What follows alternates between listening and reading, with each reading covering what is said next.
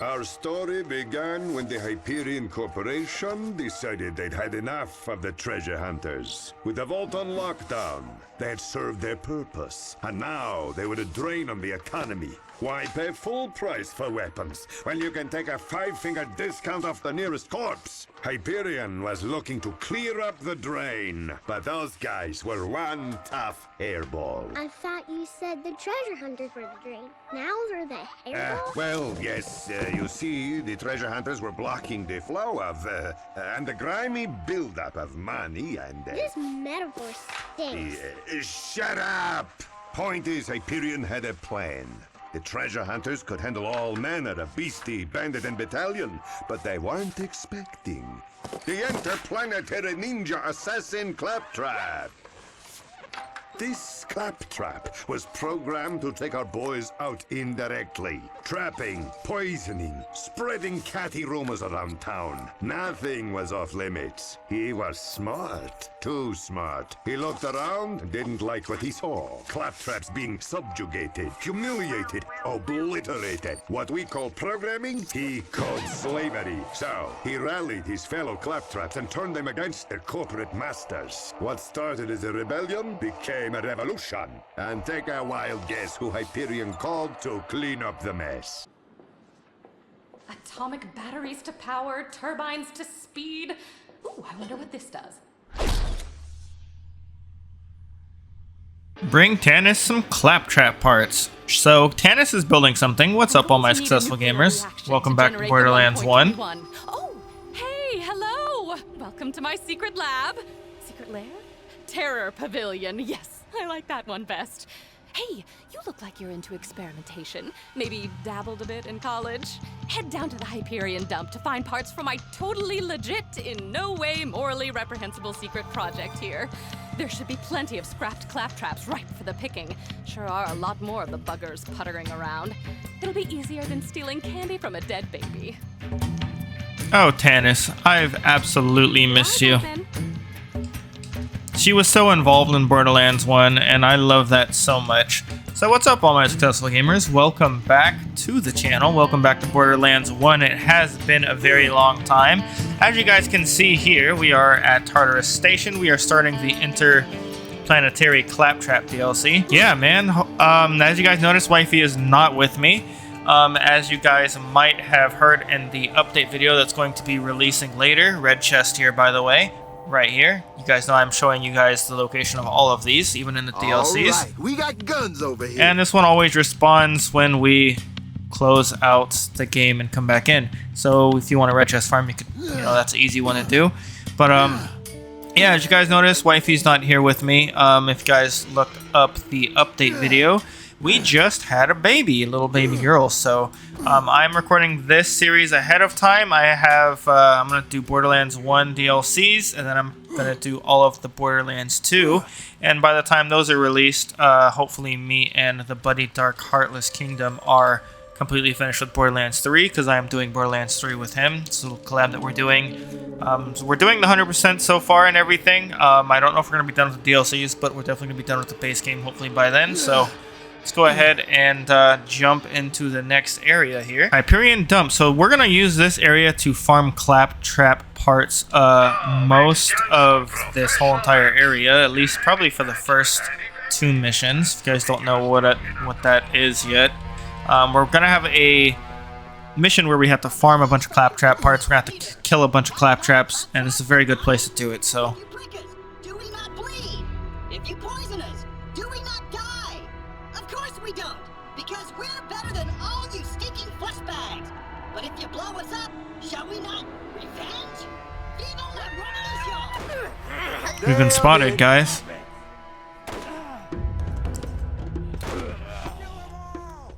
Alright, so while I'm slaying out everyone here, I might as well tell you guys that we will be skipping the Underdome DLC. I'll probably roll a clip here of, the intro and kind of show you guys the area of the DLC. I know it's kind of weird to do that since I'm not going to actually be showcasing it. But the reason for that is because the DLC itself isn't anything story related.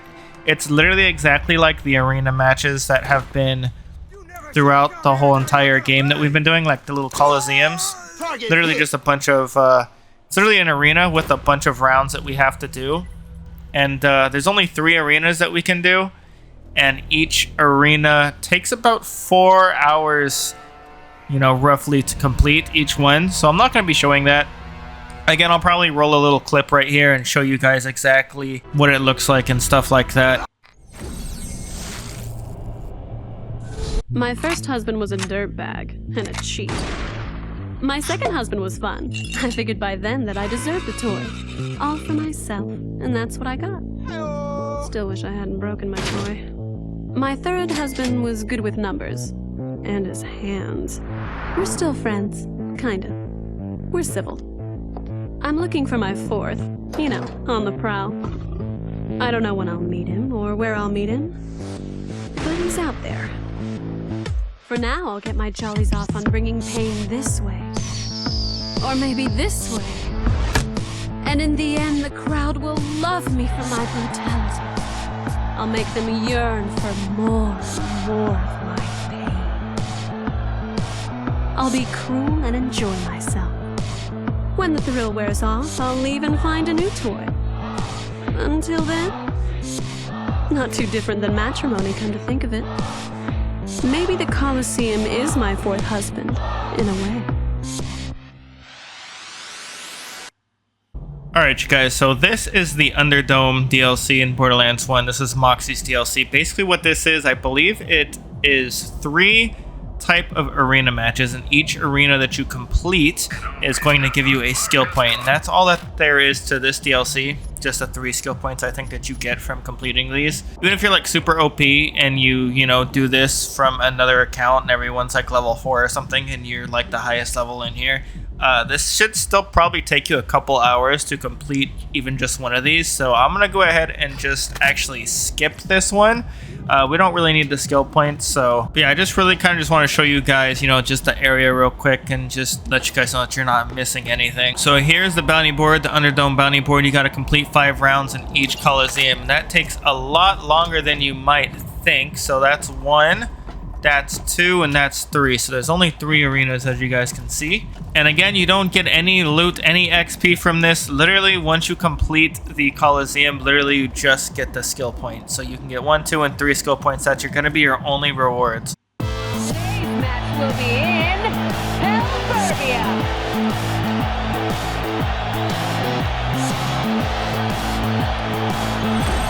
How's everyone doing tonight? So this is basically kind of what it looks like. You get in an arena, each one of the 3 is different, and you basically just fight until Bring on the next wave. until you die, or until you eventually pass it. It's a lot easier in 2-player, because these guys actually scale to your level no matter what you do it on, play through 1 or 2. But it is doable, it just is going to take you a very long time to do so.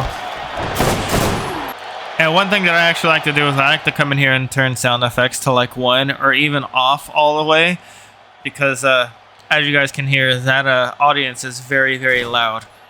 Very, very loud. And they don't quiet down, they do that the whole entire time, so it can be pretty maddening. Roland will not be stopped until all the bad guys are spilling their loot. Alright, that was just a quick little wave 3 right there. So I believe that there's 5 waves in each round, and obviously there's 5 rounds. So 25 waves in total. So if you're going to do this DLC just for that 1 skill point, just plan on being here forever. Here come the badasses. And for that reason, that is exactly why we're going to be skipping this DLC. You'd think they were twins. The killer duo, Hans and Franz. And then every wave 5 is going to be, I think, a boss fight. asshole!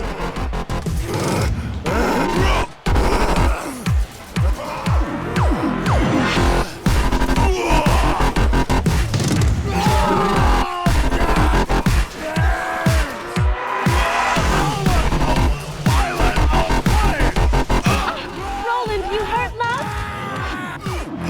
Another notch on the whip.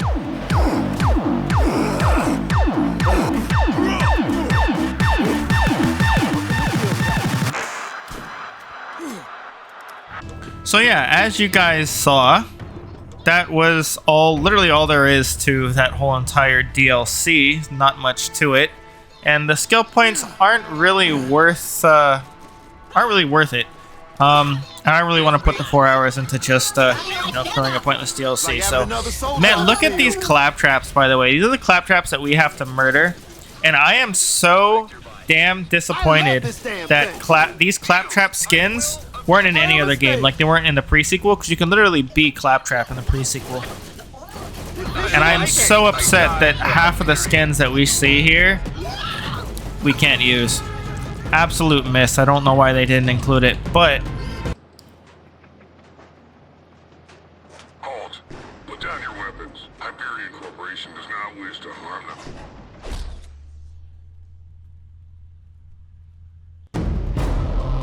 alright, little boss fight here.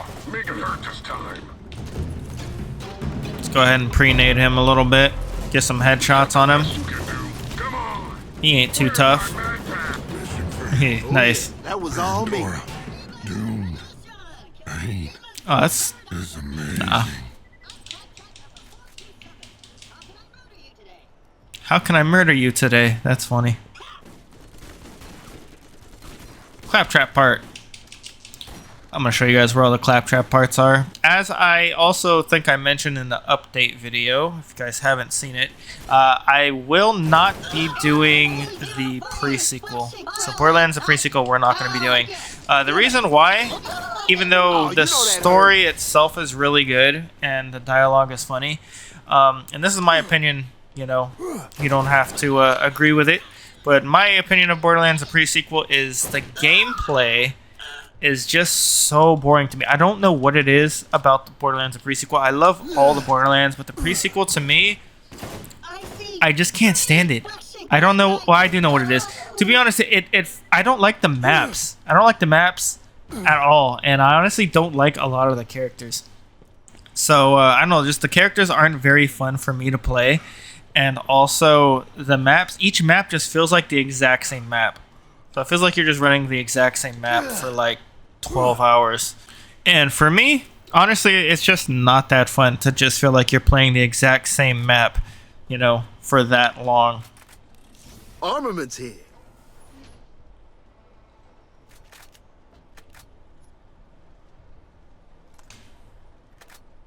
Well, shoot, man, if it's better, it's better. I don't know. We'll check it out.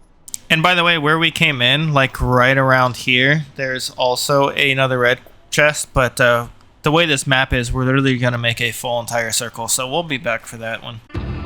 Alright, so we're just heading to the waypoints here, basically collecting Claptrap components. Along the way, there's going to be a couple of bad guys and a couple of red chests. You can actually get these out of order, so I already grabbed number 4 and 5, right? But there's a couple of bad guys here. I think the one that it actually... Am I stuck? Uh-oh. I think the ones that it actually shows you, I think that's number 1 up there. Now there's actually a red chest right there. Outside the map here. That's how we get to it right here. Just gotta shoot that little bad boy. And my controller batteries are always low every single time I record. Anyone will tell you. But yeah. No Borderlands, the pre-sequel. If anyone is like, for some reason, like, that's like their favorite Borderlands, and they, like, for whatever reason, again, just insist that I play it, then I'll suck it up, I'll pull my head out of my ass, and I'll go ahead and do the pre-sequel. But it has to be requested by probably, like, more than one person, and I'll go ahead and do it. And my idea for the pre-sequel originally was to... I don't really like any of the characters. Like I said, I wanted to do Aurelia since she's like ice, I guess. I thought that was pretty cool. And she's also in Borderlands 3, Hammerlock's sister. Spoiler if anyone doesn't know that, but come on, the game. Borderlands series has been out for a long time. If you guys didn't know that, I don't know what to tell you. I also thought my main thing that I was thinking about doing was to basically pick Claptrap and have like a Claptrap adventure.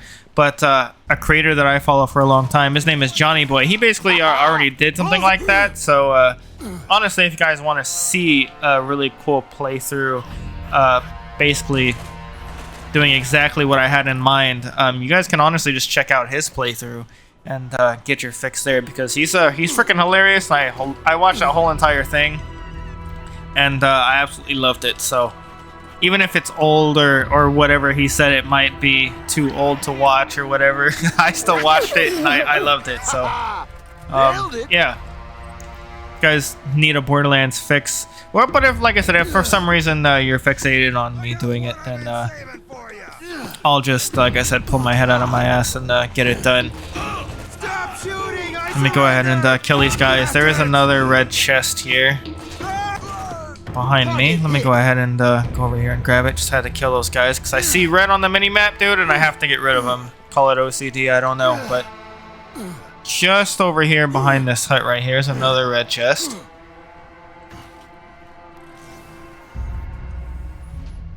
And I'm actually going to go ahead and put my other one back on, because even though it's level 27, it's better than absolutely all of these, which is nuts, dude. Should not be a thing. Alright, so the next red chest is right about right here. We just need to head over there. We could probably go up here and jump down.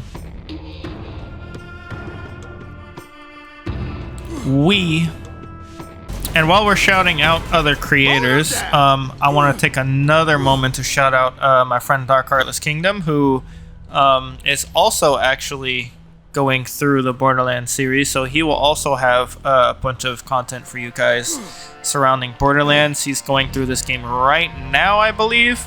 So shout out to him if you guys want to see more Borderlands 1 content, or if you want to see someone going through it for the first time. He's going through it for the first time, so you guys can definitely check that out as well. So here's the red chest. We actually jumped right over it. This'll help. And it doesn't look like... Oh, hello. Nasty Firehawk. We'll actually drop a couple of green. Pick that up. Pick up that too. Not sure if we're going to use that, but who knows. Actually, I think we have an Iridian weapon. We could probably switch this out for that, to be honest. Just to kind of try it out. Now let's go over here and grab component number 2 here.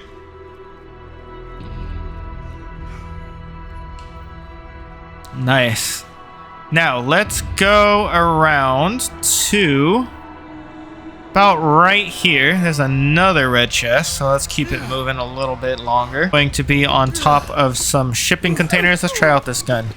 It shoots a little slow, but the fire damage might make it worth it.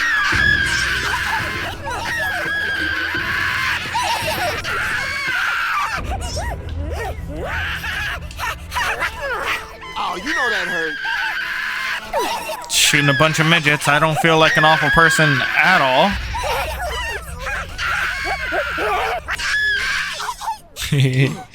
Alright, here it is. Here's the red chest. This is a really good place to do a red chest farm too. Obviously, there's so many here.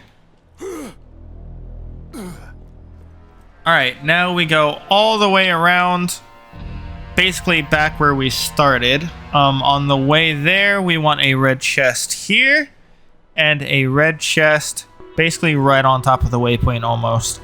Alright, so here we are. We're at the skag pit. It's a little skag pit. Let's go ahead and throw that down for us. Bad mother skag. Another one bites the dust. So what's next, since we're not doing Borderlands pre-sequel, is going to be General Knox DLC. And then after that, we're going to jump straight into Borderlands 2.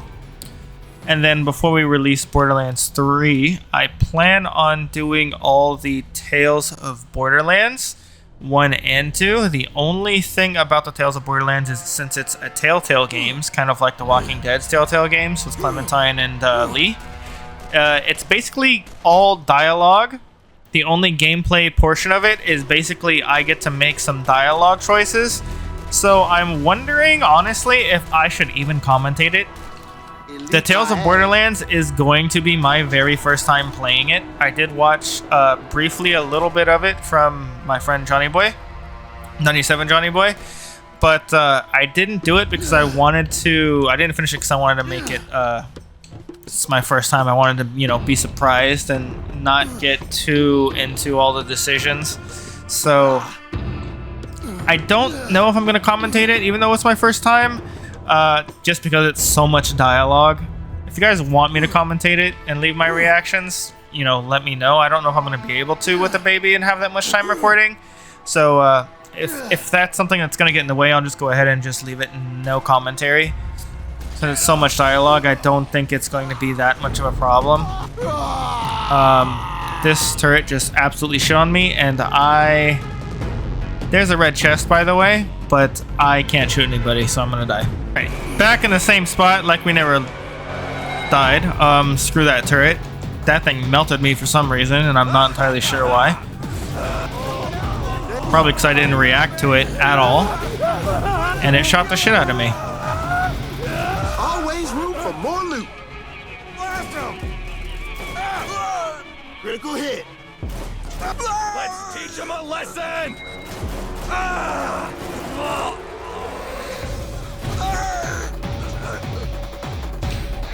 Alright, let's see what we got here. Double SMG. Oh, those are so good. I usually use SMGs with Lilith, though, as a character. I don't know. I usually like to, I don't want to say organize and categorize my characters, but I like to use, you know, what each character is good for. I think Lilith is just elementals, but just like to use SMGs with her over everything. Alright, here we go. Now, the last red chest that we didn't grab, remember, I said was right here. Alright, so right on top of our waypoint here, if we just climb this, here's the red chest. And that's 5,000 XP for something. Go ahead and actually pick these up so we can sell them. We lost, I think, about 400k when we died to the turret. Alright, so we're back here at Tannis. Let's go ahead and turn this bad boy in. Get some more Claptrap components for Tannis. Fantastic! These parts should let me reroute the Omega-13 device to the snooze button without sacrificing the nuclear payload. If you find any more, send them my way. Alright, so I believe there's... I think there's 3 rounds of grabbing Claptrap components, and we can do this throughout the whole entire DLC. There are more missions available at the Hyperion Tourist Information Board.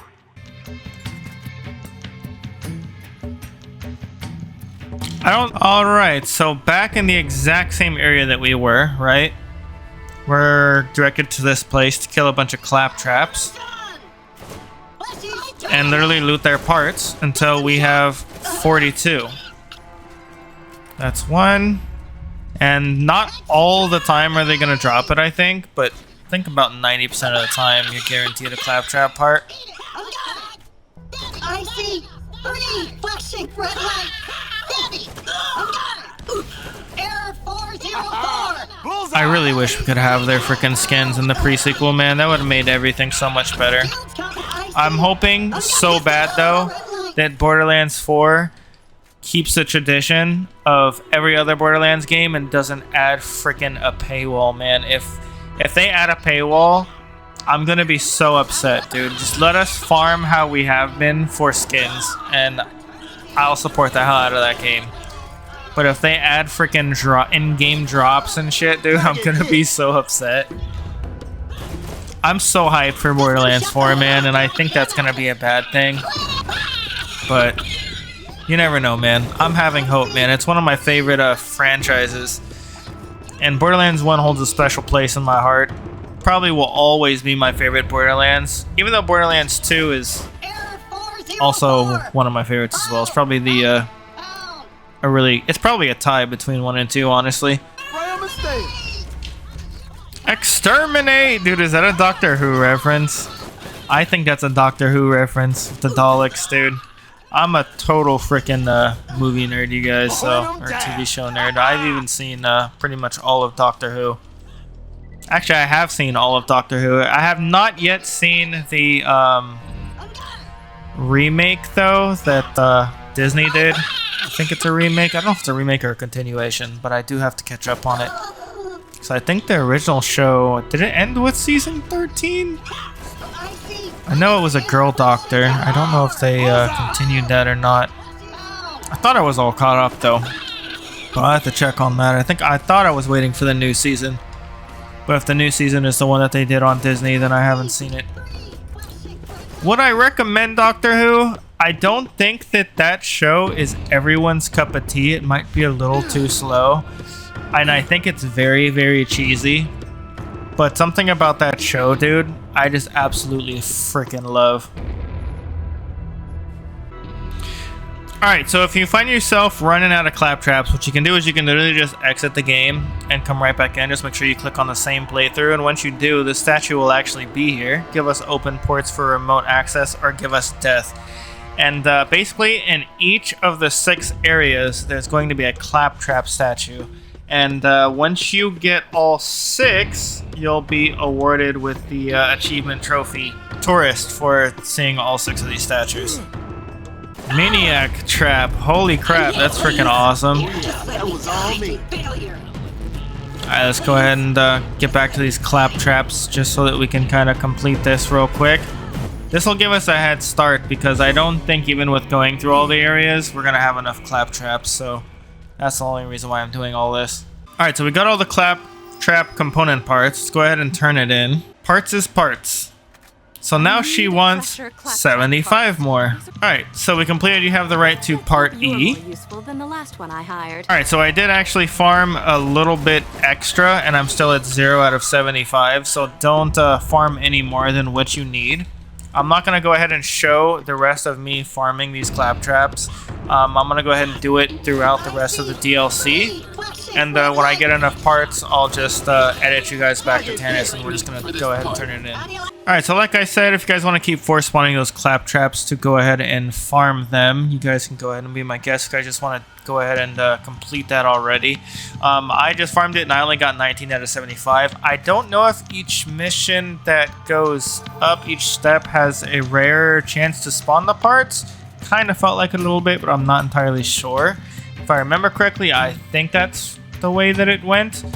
But yeah, the next part of the main mission happens automatically. I don't know why that the dialogue got cut off for Mr. Blake for me, but it is what it is. So let's go ahead and continue. So we want to go through here.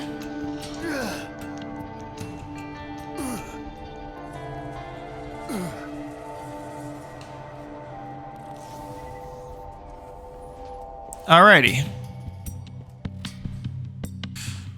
And we're out of there. So this is the main part of Tartarus Station, and I'm actually going to go ahead and end this one right here, and we're going to continue in the next episode. Thank you guys so much for watching, and I'll see you all in the next one.